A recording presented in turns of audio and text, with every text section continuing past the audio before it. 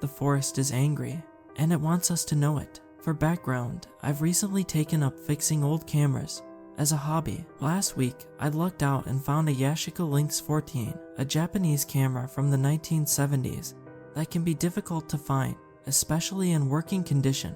All that this one had needed was little love in the form of a gentle solvent bath on its shutter. Then it was good to go. I was excited to test out my new find by visiting the woods where I grew up. I can see what it had used to look like so clearly in my mind. There were some paths through the greenery that were created by generations of four-wheelers passing through, leading to an old bridge and a pond that I used to love to read by. I'd even had my first kiss there. To say that this place held a special place in my heart would be an understatement. I looked forward to hearing the gentle calls of birds and the chirps of frogs. After a brutal winter, I longed for the sounds of spring. However, when I reached my destination, I was shocked to see that the forest had been gutted. Over time, the older folks that have lived here for decades have either been selling their acres or dying off, leaving their relatives to decide what to do with their property. As a consequence, more and more land has been getting bought up.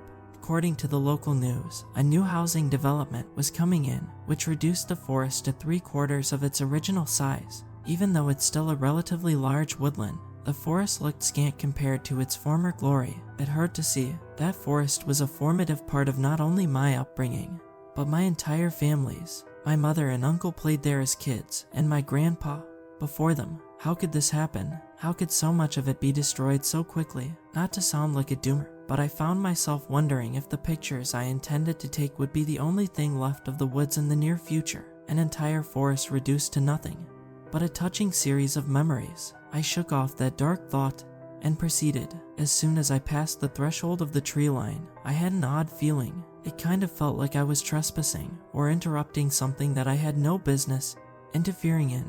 Maybe it was because I didn't hear any birdsong. It was strangely quiet in the woods, as if the entire forest was holding its breath.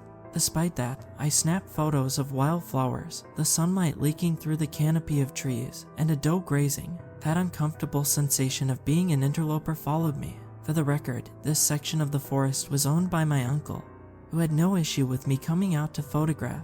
I had permission to be there, so why did I feel like I was doing something wrong? Since my discomfort was only growing, I decided to go to the bridge, take shots of the pond, then leave. If anyone wants to see the bridge, here you go. When I crossed the bridge, I had expected for the pond to greet me with its serenade of frogs waking up from hibernation, but the only sound was the wind whistling through the trees. I shivered as the breeze made my ponytail brush against the back of my neck, thinking it would be best to cut this photo shoot short before it got any colder. As I began my trek back, I finally heard something besides the wind, the long, deep groan of an old tree succumbing to gravity. It sounded close. I whirled around, worried that the falling tree was near me, but the trees around me were still, completely upright.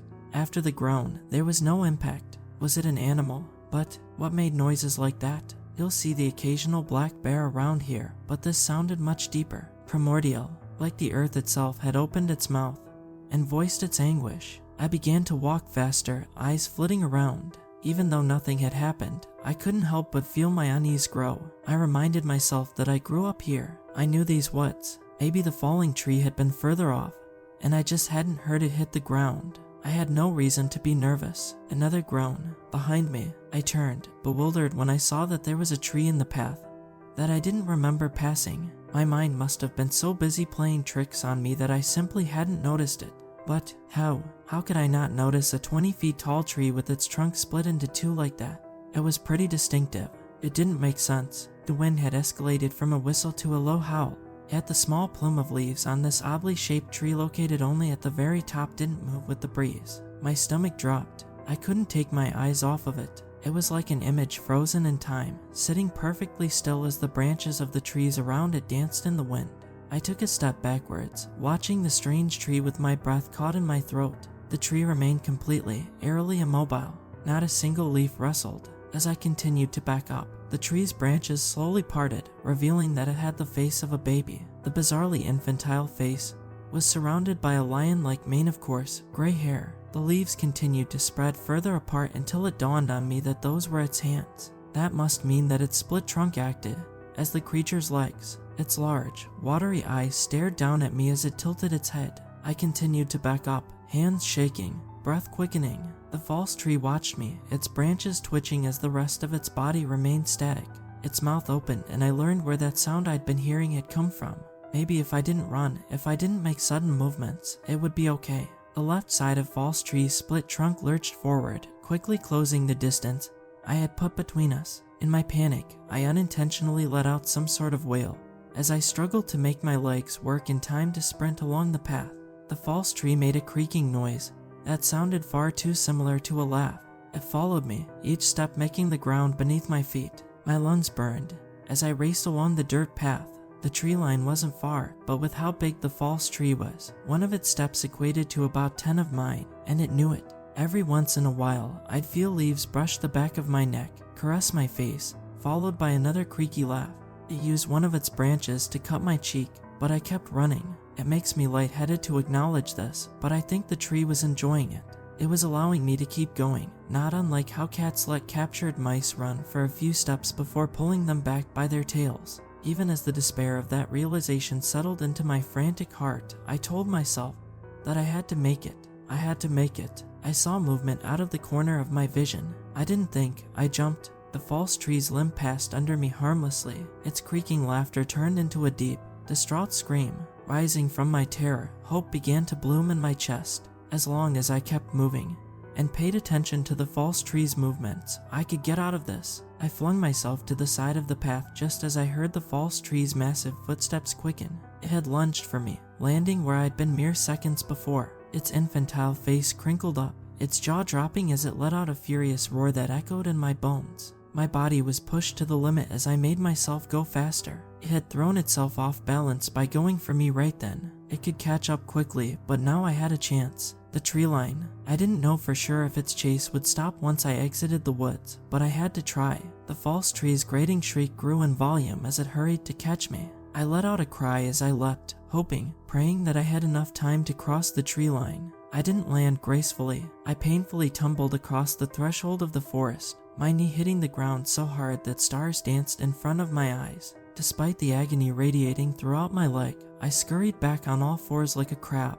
desperate to get out of reach of that thing. It stopped at the edge of the trees, its face scrunched up, black teeth clenched together, but it wouldn't leave the shade of the trees. We stared at each other as I sucked air, tears falling from my eyes against my will as the false tree loomed over me from across the threshold, unnervingly still. When it finally set in that the false tree could not reach me, I slowly got my trembling legs under me, quickly learning that putting pressure on my injured knee was not a good idea. It watched me struggle to stand, the rage slowly draining from its childlike face, morphing into a harsh glare. Even though I was sure at this point that it couldn't leave the forest, I refused to turn my back on it as I limped back to my beetle. The false tree stayed where it was, eyes following every move I made. I could still feel the weight of its gaze as I got into my car and drove off, not bothering to stifle my sobs now that I thought that I was safe. According to the urgent care doctor, my knee injury is nothing serious, not even a sprain. I made up a lie about falling from a bike when she asked how it happened. It took me a few days to recover from the shock of being hunted for sport. Even though I was afraid of what I would find, I eventually developed the pictures, and now I'm convinced that the false tree had been tailing me from the start. It had only revealed itself when it was ready for the chase to begin. Upon reflection, I can't help but wonder if it was merely trying to protect its home. It could have caught me at any time, but didn't. Or maybe the tree had enjoyed the chase so much that it didn't want it to end, and I simply got lucky.